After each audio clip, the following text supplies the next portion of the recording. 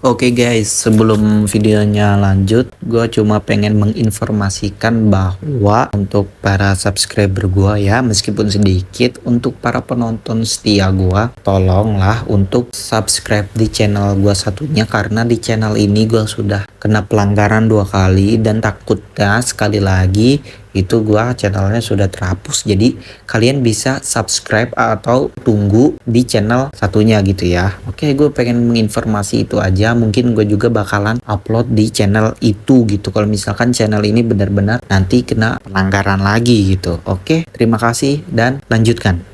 Oke, gue bingung banget di chapter kali ini. Gue lebih kasihan sama siapa antara Jonggun atau Shintaro. Oke lah, nggak usah lama-lama, bersama gua Isan, langsung aja kita ke ceritanya. Oke, chapter dibuka dengan Shingen yang dibisikin oleh bawahannya bahwa Jonggun itu adalah anaknya. Setelah itu Shingen mengatakan ke Jonggun bahwa dia tidak tertarik sama sekali dan apa Jonggun berharap mendapatkan kasih sayang dari seorang ayah. Kalau kata gue sih parah banget nih si Shingen ya. Nah, ada yang lebih menarik dari itu, yaitu Shingen bilang bahwa dari awal dia yang membuatmu, kau bukanlah putraku. Nah, ini dia nih yang menarik nih. Nanti gue bakalan bahas juga di pembahasan. Oke, lanjut. Di sini Shingen menyuruh bawahannya untuk mengatakan pada Shintaro bahwa Shingen meminta Shintaro menyingkirkan Jonggun dari pandangannya. Kasihan banget dah ini si putri kecil PTJ. Lalu panel berpindah di mana para bawahan Yamazaki yang sedang bergibah. Gibah di sini yaitu yang positif ya, tentang Shintaro yang disiplin aturan dan sangat cocok menjadi pemimpin, yang sayang sekali Shingen 30 detik lebih tua dari Shintaro. Ya pokoknya gibahin sisi kerennya Shintaro lah pokoknya. Lalu panel berpindah lagi di mana Shintaro yang berziarah ke makam anaknya. Shintaro bertanya pada anaknya itu yang sudah mokat dengan pertanyaan, apa kau benci padaku? Jika memang kau membenciku itu nggak masalah. Aku tidak menyesali perbuatanku jika itu demi Yamazaki.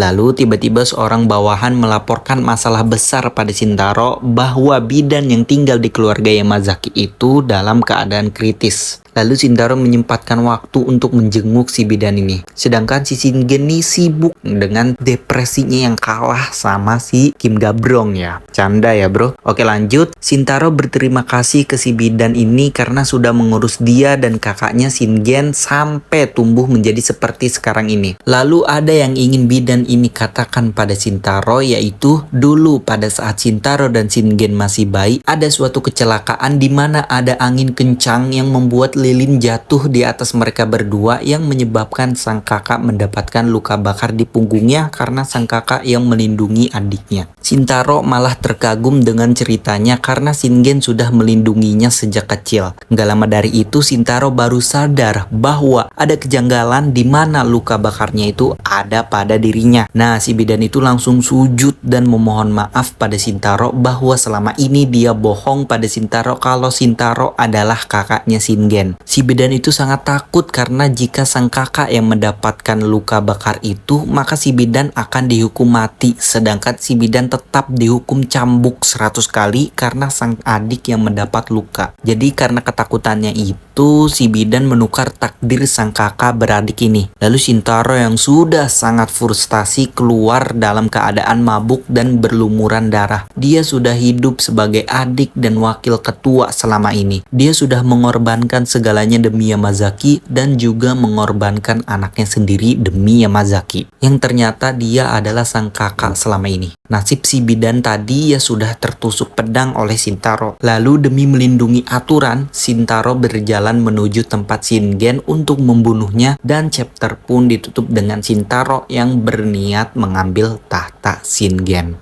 Oke nih guys, chapter ini agak gimana ya, kacau banget ini keluarga Yamazaki. Nah, di sini Jonggun juga sudah nggak dianggap, sudah depresi juga, dan Shintaro yang ternyata adalah kakaknya ya. Jadi si Shintaro ini sebenarnya Shingen dan Shingen itu sebenarnya Shintaro, ya begitulah. Oke, gue langsung aja ke pembahasan pertama yang pengen gue bahas adalah di sini si Shingen ini ada narasi yang bilang ke si Jonggun bahwa yang ngebuat si Jonggun ini bukanlah dirinya atau bukan si Shingen.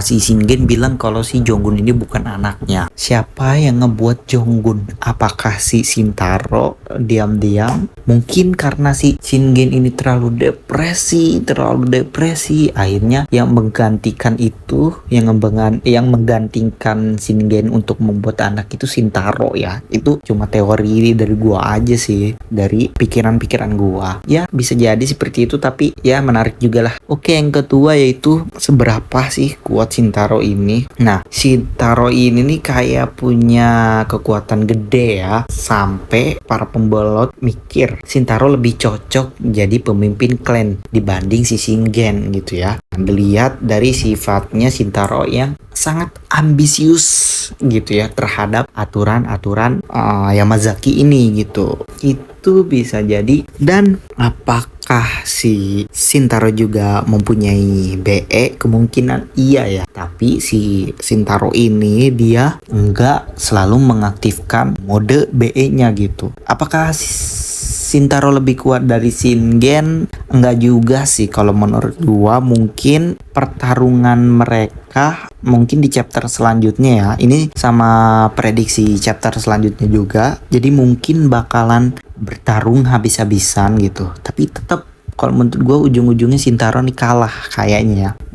Mungkin bisa jadi juga ada alternatif lain, yaitu kedua-duanya ini seri gitu, sama-sama nggak kuat, tepar lah. Nah baru di situ dia Jonggun datang untuk membunuh keduanya. Itu bisa jadi aja karena kan di sebelum-sebelumnya di chapter yang udah jauh banget ada narasi di mana dikatakan bahwa si Jonggun ini ngebunuh seluruh keluarganya gitu ya. Siapa tahu pada saat itu gitu, pada saat Shintaro dan Shingen yang sedang bertarung. Nah, terus dugaan gue bener yang si Shingen sama si Shintaro ini akhirnya bakalan bertarung ya. Tapi dalam konteks yang berbeda ya. Tetap aja sih salah kan, pas itu gue memprediksikan bahwa Shintaro bakalan berkhianat ya. Tetapi bukan, konteksnya beda. Jadi ternyata si Shintaro ini ya, dia adalah kakaknya gitu. Jadi dia pengen mengambil alih tahta yang sudah ada ini. Jadi itu hitungannya bukan berkhianat sih, bukan lah. Jadi dia demi aturan gitu. Dia juga sebenarnya sayang gitu ya sama si Shingen ini, kagum ya, gimana lah ya, saudara gitulah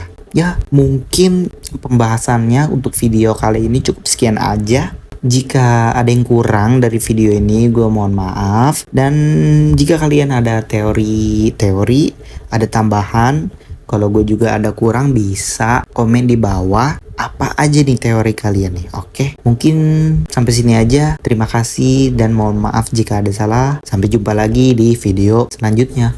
Bye bye.